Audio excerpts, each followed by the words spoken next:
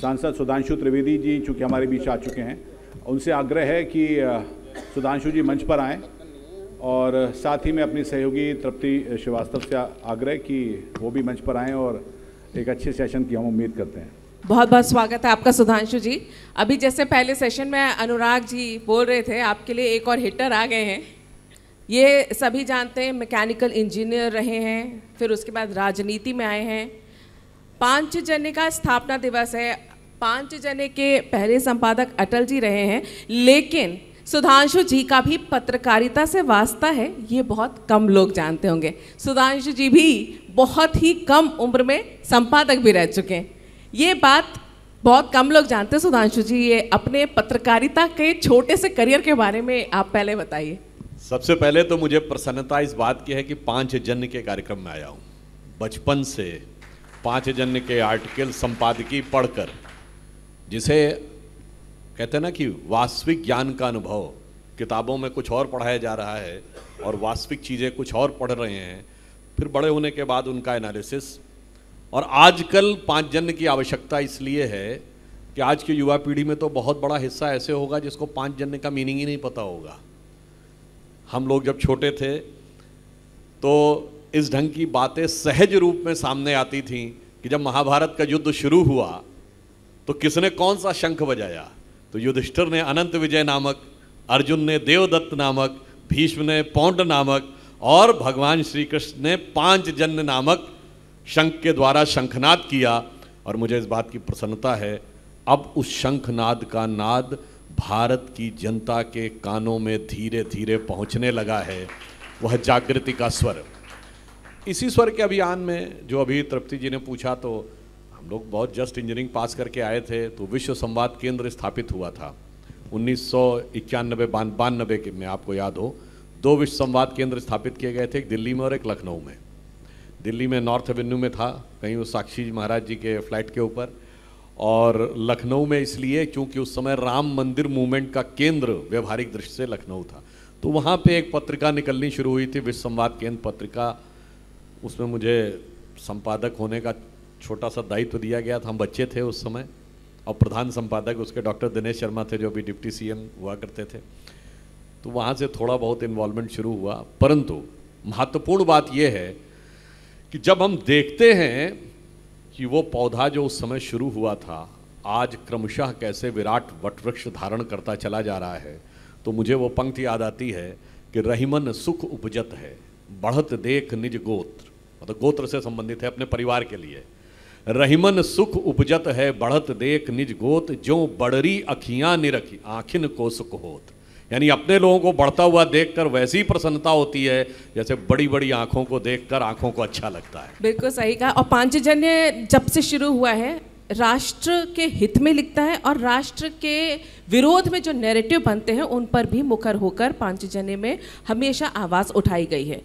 जब हम राष्ट्र के हित की बात करते हैं और नैरेटिव्स की बात करते हैं, तो हाल की अगर हम बात करें, कल से महाकुंभ शुरू हुआ है, और महाकुंभ को लेकर जैसे कि देश में पिछले 1 दशक से नैरेटिव की एक राजनीति चलती है, इस महाकुंभ को लेकर भी विपक्षी दलों ने एक नैरेटिव गढ़ने की कोशिश करी कि गंदगी वहाँ होती है, भीड़ बहुत होती है, ये तक कहा गया कि भाजपा अनाप शनाप खर्च कर रही है। सनातन संस्कृति की जो परंपरा रही है महाकुंभ, इसको लेकर भी राम मंदिर के बाद विपक्ष के इस तरह के आक्षेपों को लेकर आप क्या कहेंगे? देखिए, आज महाकुंभ का संयोग से प्रथम अमृत स्नान है, और ये महाकुंभ कहा जा रहा है कि 144 वर्षों में सबसे अलग आया। मैं तो कहना चाहूँगा कई 100 सालों के बाद आया है, क्योंकि ये शताब्दियों के बाद ऐसा पहला महाकुंभ है जो इलाहाबाद में नहीं हो रहा है, प्रयागराज में हो रहा है। और ये महाकुंभ तब हो रहा है जब श्री राम की जन्मभूमि के जिले का नाम फैजाबाद नहीं, अयोध्या हो चुका है। और ये तब हो रहा है जब औरंगजेब के नाम पर बने हुए एक जिले का नाम अब औरंगाबाद न होकर छत्रपति संभाजी नगर हो चुका है। दूसरी दृष्टि से आप समझिए, ये बहुत गंभीर बात है। हम लोगों को क्या नैरेटिव बचपन से सिखाया गया कि हर फिल्म में कुंभ मेले में सिर्फ दो भाई बिछड़ जाते हैं, बहुत भीड़ होती है, खतरनाक है, जाना नहीं चाहिए, और बाबा लोग आते हैं जो अजीबोगरीब टाइप का वो दृश्य बनाए रहते हैं। आज मैं आपसे कहना चाहता हूँ, ये 12 वर्ष में कुंभ आता है जुपिटर की साइकिल के ऊपर। जुपिटर की साइकिल अगर भारतीय सिस्टम से माने तो जब आप वृष राशि में अपने अंतिम चतुर्थांश में आता है, यानी अगर आप उसको आकाश के 12 पार्ट डिवाइड करें तो 47 डिग्रीज जब ट्रांजिट कर जाता है कौन, जुपिटर, और सूर्य जो है वो मकर राशि में प्रवेश करता है, यानी 270 डिग्री ट्रांजिट करके 11वें हिस्से में प्रवेश कर रहा होता है। और संक्रांति क्यों होती है? क्योंकि अगर अर्थ सीधी होती तो कभी ट्रांजिशन सदर्न से नॉर्दर्न हेमिस्फीयर में होता ही नहीं, परंतु 23.5 डिग्री का जो एक्सियल टिल्ट है उसकी वजह से जब अर्थ घूमती है तो सदर्न हेमिस्फीयर से नॉर्दर्न हेमिस्फीयर की तरफ जाता है। अब बताइए, ये एक्सियल टिल्ट इनको कितने दिन पहले पता था? महाभारत में पितामह भीष्म प्रतीक्षा कर रहे थे कि सूर्य उत्तरायण में जाएगा तो हम प्राण त्यागेंगे। अब बताइए, इनको जुपिटर की साइकिल कब पता थी, और जुपिटर ही क्यों इसका आधारित है, यह भी बात समझिए। बृहस्पति ग्रह का क्यों प्रभाव माना जाता है, इसको भी आप बात समझिए। इस सोलर सिस्टम में सबसे स्ट्रॉन्ग ग्रेविटी किस प्लैनेट की है? गुरु की, बृहस्पति की। इसीलिए ग्रेविटी का जो हिंदी और संस्कृत में भाषा अनुवाद है वो क्या है? गुरुत्वाकर्षण, जो गुरु का आकर्षण है। अब साइंस को ये बात पता चला है कि जो सौरमंडल के बाहर से एस्टेरॉइड्स आते हैं उनको गुरु अपने स्ट्रॉन्ग ग्रेविटेशन से 90% को खींच लेता है, तो गुरु हमारी रक्षा करता है। ये बात सिर्फ आध्यात्मिक नहीं है, वैज्ञानिक दृष्टि से भी दिखाई पड़ रही है। और सबसे स्ट्रॉन्ग ग्रेविटी जिस प्लैनेट की है, सबसे बड़ा प्लैनेट जो है आफ्टर सन, सन और बिगेस्ट प्लैनेट के बीच के कॉम्बिनेशन पे होने वाले इस एस्ट्रोनॉमिकल पर्व पे वैज्ञानिकता का गर्व होना चाहिए। पर दुख की बात है, जिनके जहाँ लिखा था कि धरती चपटी है, जहाँ लिखा था धरती स्थिर है, उन्होंने हमारी बुद्धि ऐसी चपटी कर दी कि उन्होंने हमको समझा दिया कि हम अवैज्ञानिक हैं, और हमने मान लिया हम अवैज्ञानिक हैं और वो वैज्ञानिक थे। और धर्म ग्रंथों पर सवाल उठाने वाले, मैं किसी धर्म ग्रंथ का नाम नहीं ले रहा हूँ मेरे भाई, वहाँ अभी भी लिखा हुआ है पर कोई हिम्मत नहीं करता पूछने की कि सही लिखा है कि गलत लिखा है। और इसका एक और आप दूसरा पक्ष देखिए, कुंभ में कितने ही विदेशी लोग आ रहे हैं, हजारों हजार की संख्या में। मैं विनम्रता और चुनौती से पूछता हूं, दुनिया में कोई दूसरा धर्म की प्रमुख धार्मिक यात्रा बताइए जिसमें उस धर्म को न मानने वाला जाने में इच्छुक हो। कौन नॉन क्रिश्चियन वेटिकन में जाना चाहता है? मैं धार्मिक यात्रा की बात कर रहा हूं, टूरिस्ट के रूप में नहीं। कौन नॉन मुस्लिम हज की यात्रा पे जाना चाहता है? जाने में इच्छुक हो, और उसके बड़ी बात, उससे यह ना कहा जाए तुम कन्वर्ट हो जाओ। ये महानता उदारता है। आप सब ने आज ही अगर न्यूज़ में देखा होगा तो एप्पल के फाउंडर स्टीव जॉब्स की वाइफ भी आई हुई हैं, और पता नहीं शायद उनका इस समय शायद नाम माता कमला किया गया है, और वो यहाँ रहेंगी। आप बताइए, वर्ल्ड के बिगेस्ट और technologically one of the most advance corporate house के फाउंडर की वाइफ आई हुई है, और उससे भी कोई नहीं कह रहा कन्वर्ट हो जाओ।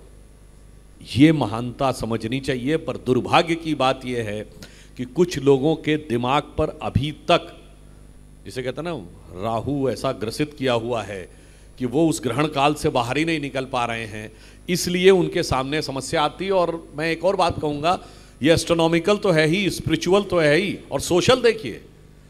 आज सुबह 10 बजे तक 1,65,00,000 लोग स्नान कर चुके थे। मैं पूछना चाहता हूं, जो चित्र दिखाई पड़ रहा है, अगर 20 किलोमीटर के घाट बने तो क्या अलग अलग वर्ग के लिए अलग अलग घाट बना है? क्या अलग अलग जात के लिए अलग अलग घाट बना है? क्या जब डुबकी लगा रहा तो कोई पूछ रहा है कि बगल में कौन है, अगल में कौन है? यानी पूरा समाज कैसे एक साथ होकर चलता है, ये दिखाई पड़ता है। और एक कहानी है, वो कितनी सच है पता नहीं, कि अंग्रेजों ने इसी को देख के तय किया था कि इस देश को तोड़ना कैसे और कैसे इसके अंदर विभाजन करने का प्रयास करना है। और इसीलिए आप देखिए, जहां पर सीधे अलग अलग दिखाई पड़ता है वहां तो नहीं कहते कि अलग है। मतलब हमारे यहां ना अलग मंदिर हैं, ना अलग घाट हैं वर्गों के, जातियों के, ना अलग शमशान हैं। वहां शियाओं की मस्जिद अलग है, सुन्नियों की अलग है, अहले हदीस की अलग है, हनफी की अलग है, देवबंदी की अलग है, बरेलवी की अलग है, और ईदगाह भी हैं। रोमन कैथोलिक चर्च अलग है, प्रोटेस्टेंट अलग है, सेवेंथ डे इवेंजलिस्ट अलग है, और एडवेंटिस्ट अलग है।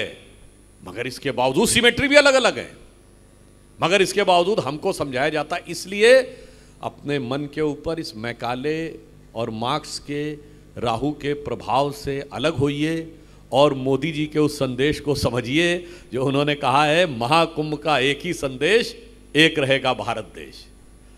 और जो उन्होंने कहा, गंगा की अविरल धारा न बटे समाज हमारा। तो कुंभ के इस प्रवाह को देखकर मेरे मन में भाव उत्पन्न होता है, जो ये विश्व का जो सबसे बड़ा जन समागम हो रहा है, कि जाति प्रांत और वर्ग भेद के भ्रम को दूर भगाता है, सबके मन का भाव एक है, सबकी भारत माता है, अनेकता में ऐक्य मंत्र को जन जन फिर अपनाता है, देखो प्यारा देश हमारा आगे बढ़ता जाता है। आपने बात की जाति की, जो महाकुंभ में कुछ इस तरह की व्यवस्था नहीं है, सब लोग वहाँ पर समरसता देखने को मिलती है। लेकिन दूसरी तरफ विपक्षी पार्टी कांग्रेस है, वो जाति जनगणना के पीछे पड़ी हुई है। और यहाँ पर क्यों ये बोलना पड़ रहा है बीजेपी को कि बटेंगे तो कटेंगे? देखिए, ये इसलिए बोलना पड़ रहा है, बटेंगे तो कटेंगे या एक हैं तो सेफ हैं, इसमें कहीं कोई किंतु परंतु नहीं, ये सहज भाव की बात है। आपने वो कहानी हम सब ने बचपन में सुनी होगी कि एक बूढ़ा व्यक्ति जब मृत्यु के निकट आ गया तो उसने सारे बच्चों को बुलाया और एक एक डंडी दी, कहा तोड़ दो, सबने फटाफट तोड़ दिया। अब सारी डंडियों को उसने बांध दिया, सारी डंडियों को कस से एक रस्सी में, अब कोई नहीं तोड़ पाया तो उसने कहा देखो, एक रहोगे तो सेफ रहोगे और बटोगे तो कटोगे। ये तो कहानी है। और इतिहास क्या बताता है कि जब हम राजा अंभी और पोरस में बटे तो यूनानियों के हाथों कटे, जब पृथ्वीराज चौहान और जयचंद के बीच में बटे तो गौरी के हाथों कटे, जब महाराणा प्रताप और मानसिंह के बीच में बटे तो अकबर के हाथों कटे, जब छत्रपति शिवाजी महाराज एक तरफ थे और मिर्जा राजा जय सिंह दूसरी तरफ थे तो औरंगजेब के हाथ में कटे थे। तो इसमें तो कहीं कोई किंतु परंतु नहीं है। तब रियासतों के राजा थे, अब जातियों के राजा हैं। तब रियासतों को, राजाओं को लगता था कि अगर हम उनके साथ ले लेंगे और उसके बाद हमारा राज आ जाएगा।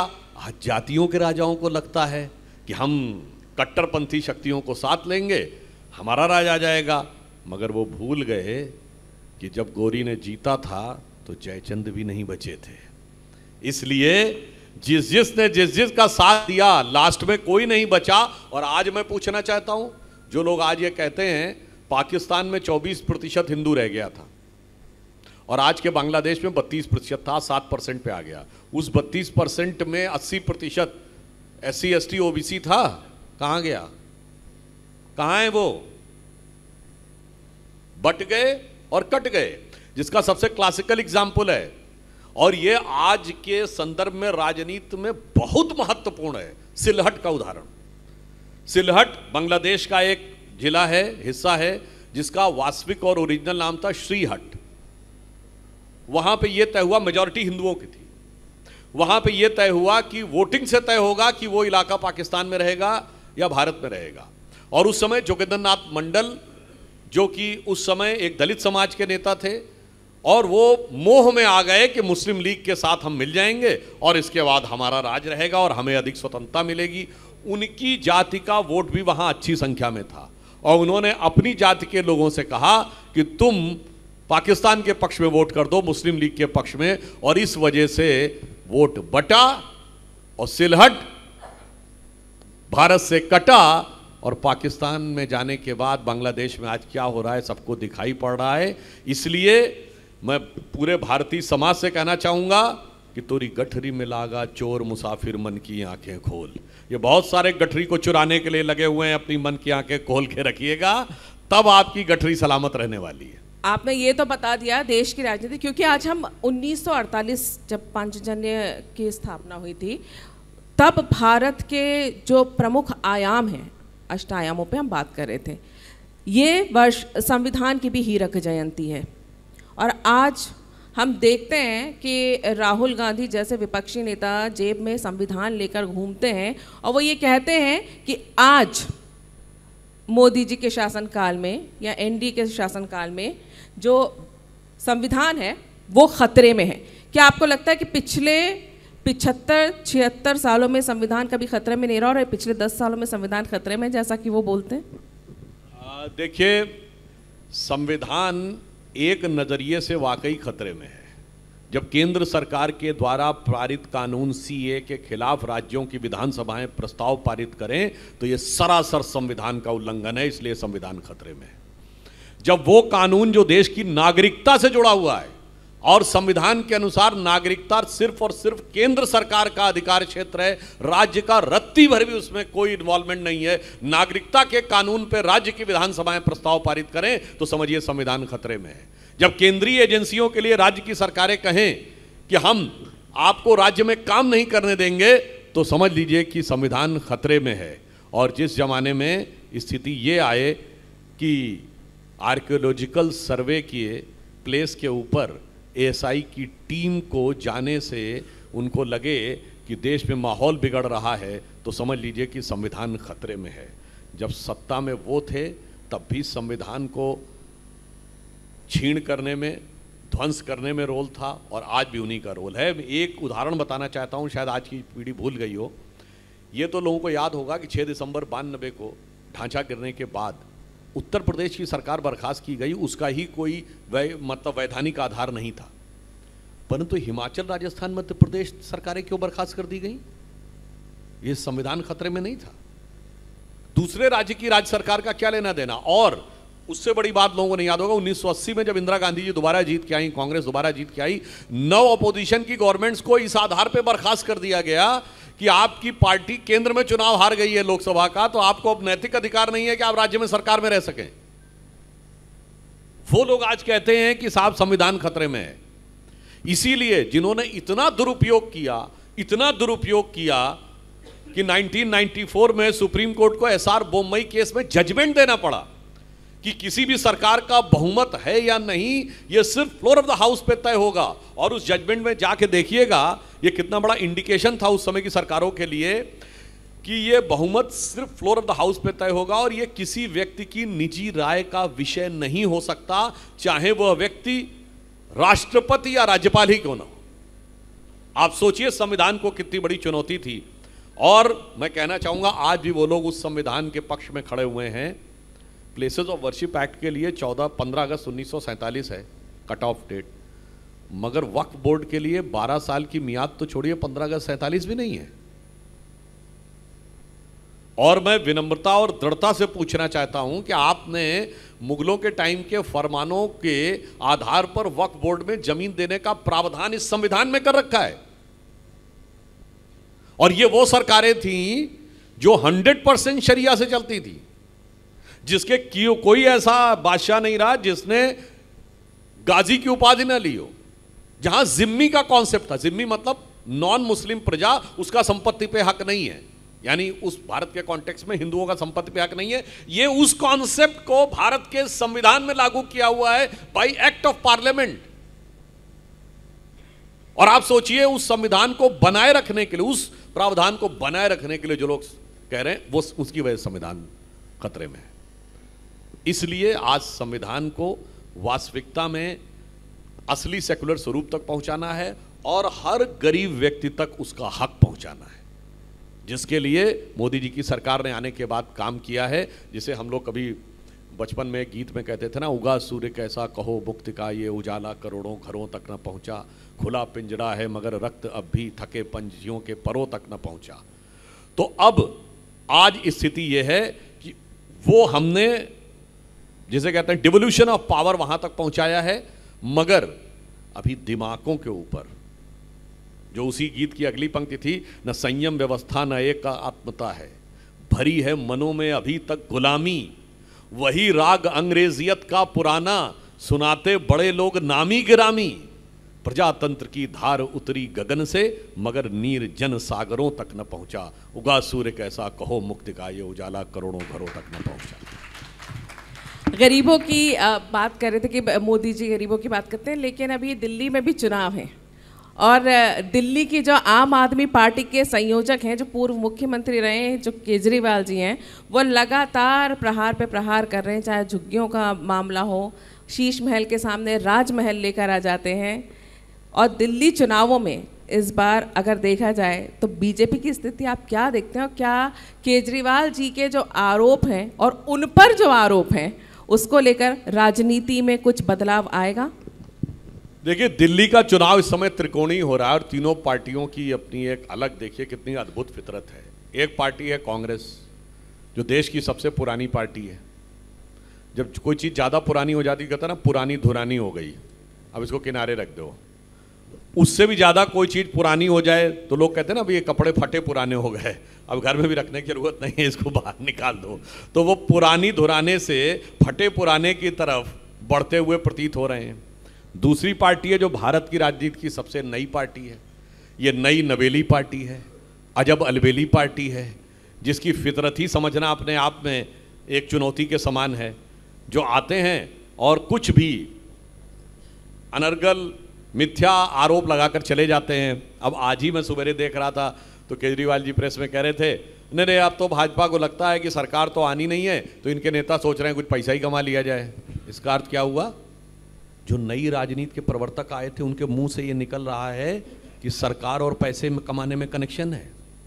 ये आए थे भ्रष्टाचार के नाम पे बात करने। इसे कहते हैं, कहते कहते दिल की आरजू लबों पे आ गई। सरकार और पैसा दोनों आपके दिमाग में एक साथ बैठा हुआ था। कितनी, इसे कहते हैं लाख छुपाओ छुप न सकेगा, राज हो कितना गहरा, और दिल की बात बता देता है असली नकली चेहरा। तो अब उनका असली चेहरा जनता के सामने है और नकली चेहरा पीछे होता चला जा रहा है। ये बहुत साफ स्पष्ट दिखाई पड़ता चला जा रहा है। और मुझे ये भी लग रहा है कि शायद वो शीश महल की बात उनके लिए इतनी बड़ी चुनौती है। और उदाहरण के लिए अगर आप लोग देखें, वैसे मैं पहले भी बोल चुका हूँ, 27 अक्टूबर 2013 का केजरीवाल जी का ट्वीट है जिसमें वो कहते हैं कि मैंने सुना है शीला दीक्षित जी के कमरे में 15 एसी लगे हैं, मैंने तो सुना है कि बाथरूम में भी एसी लगे हैं। और आगे वो कहते हैं मेरा कलेजा कांप उठता है ये सोचकर कि जब दिल्ली की 40% जनता झुग्गियों में रहती है तो कैसे कोई मुख्यमंत्री ऐसे आलीशान बंगले में रह सकता है। सोचिए, इन्हें देखकर शीला जी की रूह जहां पर होगी उसे कितनी तकलीफ होती होगी। और आज वो आलीशान महल में जहां 15-15, अब छोड़िए वो सब, टॉयलेट सीट लगी हैं, 3-4 करोड़ के पर्दे लगे हैं और बहुत सारी चीज़ें लगी हैं। तो वही बात जो मैंने पार्लियामेंट में बोली थी, आज दिल्ली की जनता मानो केजरीवाल जी से ये कह रही हो कि बड़े मासूम लगते थे मेरे सनम, क्या से क्या हो गए देखते देखते।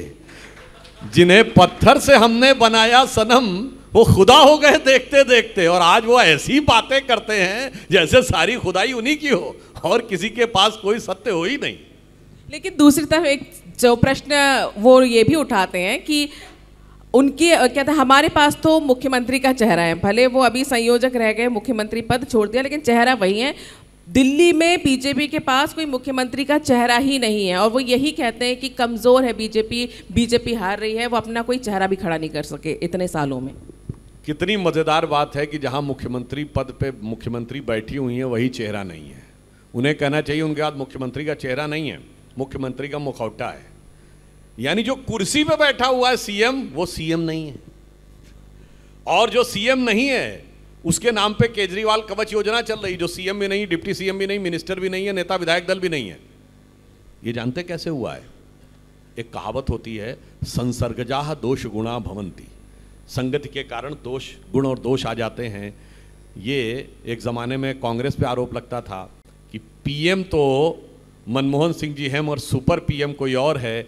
आज देखिए संगति का कैसा प्रभाव आया है कि आज वही कांग्रेस का, जिसे कहते हैं राजयोग के साथ राजरोग भी आता है। तो राजरोग ऐसा आया है कि यहां भी सीएम कोई है और सुपर सीएम कोई और है। तो चेहरा कौन है, मुखौटा कौन है, ये दिल्ली की जनता समझ रही है। चेहरे पे कितने भी चेहरे लगा लेके आ जाते हैं लोग, मगर दिल्ली के लोग अब उसे समझने लगे हैं। आप संगत की बात कर रहे थे, संग आए भी थे ये इंडिया अलायंस में, साथ में यही राहुल गांधी थे, यही केजरीवाल थे और उनके साथ तमाम और विपक्षी पार्टियां थीं। दिल्ली चुनाव आते ही ये संगत का असर किसके ऊपर किसका ज़्यादा हो रहा है और ये फूट कहाँ से आई? नहीं, संगत दो प्रकार की होती है, एक होती है सत्संग और एक होता है कुसंग। और 6 महीने के अंदर आम आदमी पार्टी और कांग्रेस के मध्य में जो एक दूसरे से गले मिल रहे थे और आज जिस ढंग से गाली गलौज कर रहे हैं, इससे दिखाई पड़ता है कि वो एक दूसरे से, जानते लोकसभा में कैसे गले मिल रहे थे? जैसे अलाउद्दीन खिलजी अपने चचा जलालुद्दीन खिलजी से गले मिलता था।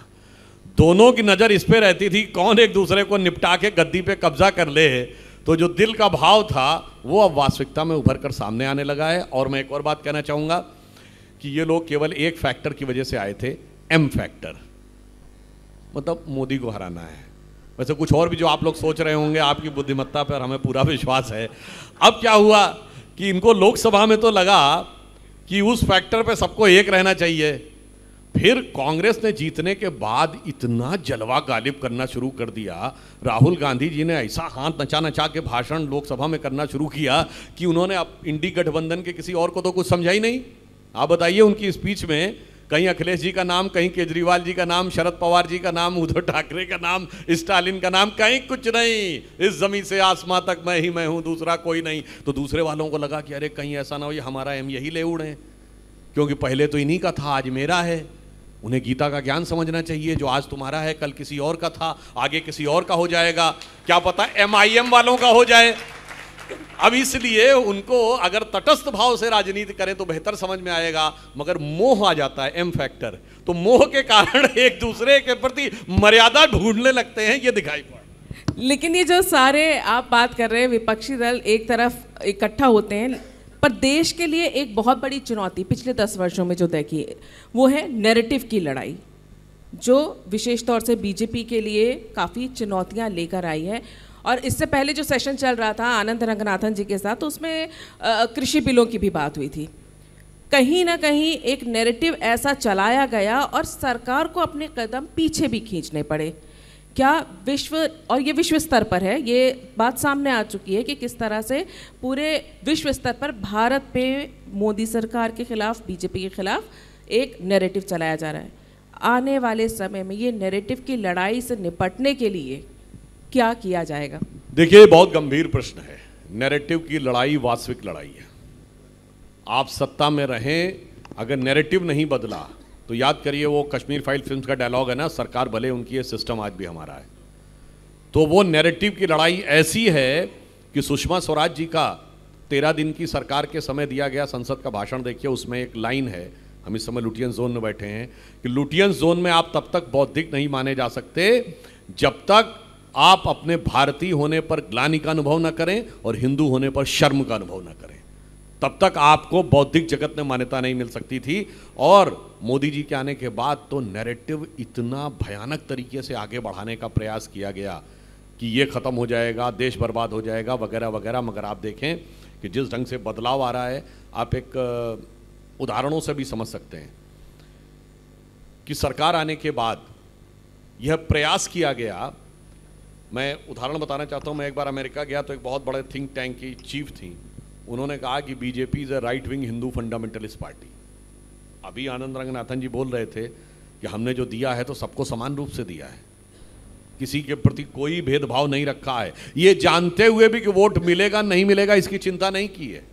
और प्रधानमंत्री जी ने एक बार हम लोगों के संसदीय दल की बैठक में ही बोला था, वोट मिले न मिले पर सरकार में आने के बाद हमारा कर्तव्य सबके लिए है। तो ये एक नैरेटिव की लड़ाई पिछले 50-60 सालों से चल रही है, और वो नैरेटिव आज से नहीं चल रहा, 48 से। भारत तो एक देश था ही नहीं, डेमोक्रेसी यहाँ सर्वाइव ही नहीं करेगी। फिर जब 90 के दशक में बीजेपी उभरने लगी, ये लोग आएंगे तो मुस्लिमों को खा जाएंगे, ये आएंगे देश बैकवर्ड हो जाएगा। और नैरेटिव और यथार्थ में अंतर क्या होता है और मोदी जी के आने के बाद वो कैसे बदला है, मैं उदाहरण देना चाहता हूँ। हम लोग बच्चे थे, राम मंदिर का आंदोलन चल रहा था, तो क्या कहा जाता था, जिस दिन राम मंदिर बनेगा उस दिन मिडिल ईस्ट के देश पेट्रोल देना बंद कर देंगे।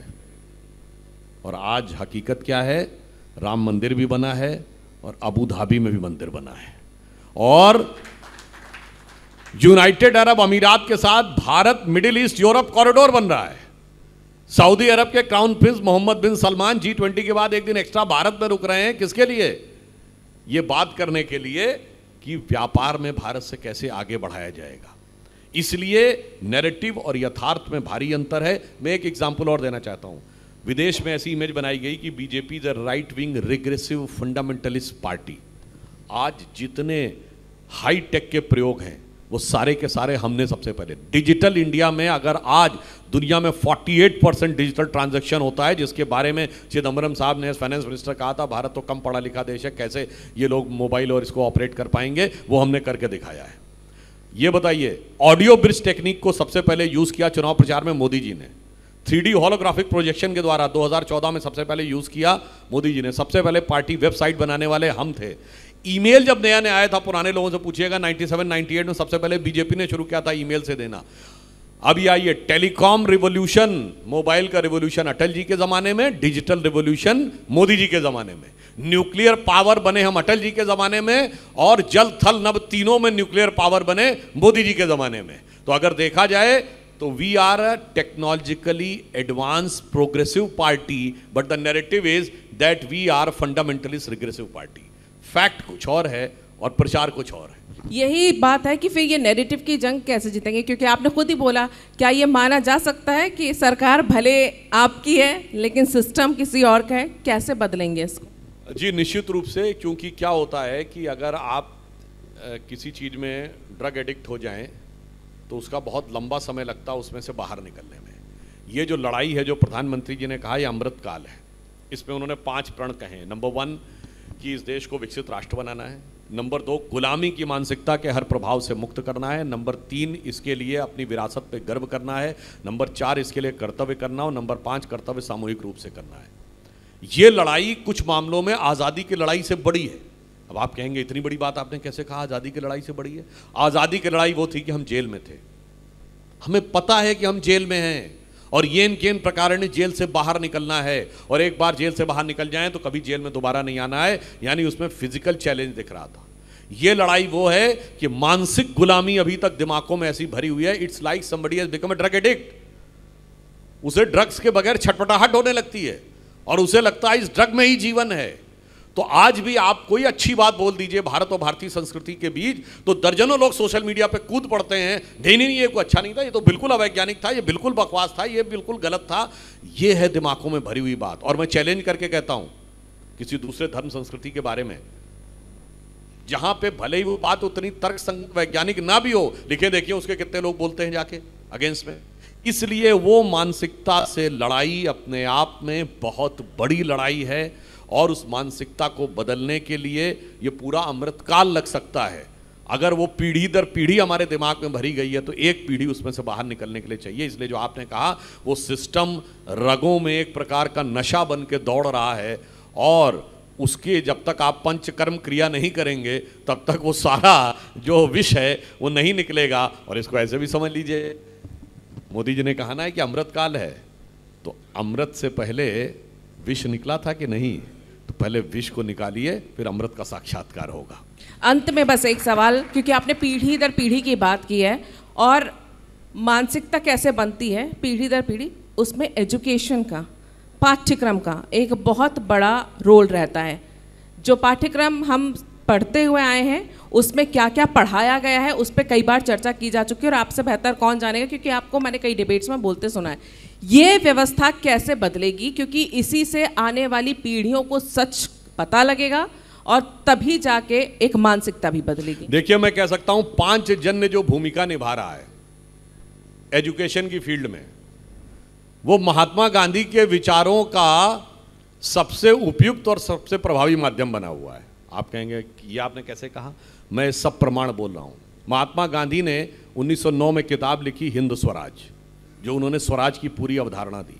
उस हिंद स्वराज में, यहाँ रतन शारदा जी बैठे, इन सबको आप लोगों को पता होगा, हितेश जी को, वो प्रश्नोत्तर के रूप में लिखी गई है। प्रश्न पूछता है, कहता बापू, हमारा गरीब किसान जिसके पास 2 जून की ढंग की रोटी तक नहीं है और जिसके आगे कोई आर्थिक सुरक्षा नहीं है, उसे देखकर आपको भारत के भविष्य से डर नहीं लगता है? तो गांधी जी कहते हैं उसे देख के डर नहीं लगता है, मुझे पढ़े लिखे लोगों को देख के डर लगता है, क्योंकि ये लोग उस सभ्यता की गिरफ्त में आते चले जा रहे हैं। उन्होंने उसके लिए शैतानी सभ्यता तक वर्ड यूज किया है। उन्होंने कहा है ये हम ब्रिटेन से मुक्त होना चाहते हैं और खुद ब्रिटेन की कॉपी बनना चाहते हैं, ये स्वराज नहीं हो सकता। उन्होंने कहा कि अगर आपको बाघ के अत्याचार से मुक्त होना है और खुद बाघ का स्वभाव पाना है तो यह स्वराज नहीं हो सकता। तो मैं स्वघोषित गांधीवादियों से कहूंगा, उस स्वराज में स्वराज तो आप लाए थे, यानी अपनी गवर्नमेंट, स्वतंत्र नहीं आया था। तंत्र की लड़ाई आज तक चल रही है, और शिक्षा व्यवस्था के द्वारा जो हमारे दिमागों में विष भरा गया है उस विष को निकालने के लिए एक बौद्धिक व्यवस्था के द्वारा जो एक अभियान है, जो महात्मा गांधी के हिंद स्वराज के मूल भाव के अनुरूप है, उस पर 5 जन ने 78 वर्षों में बहुत महत्वपूर्ण भूमिका निभाई है, ये मैं पूरे विश्वास के साथ कह सकता हूँ। और ये भी आप समझिए, जो विचारों में मतलब किस ढंग की चीज़ें भरी, मैं एक मतलब छोटा सा, कई बार हम ये बात बोलते भी हैं, सिंपल लॉजिक इस्तेमाल करिए तो आपको ये समझ में आ जाएगा।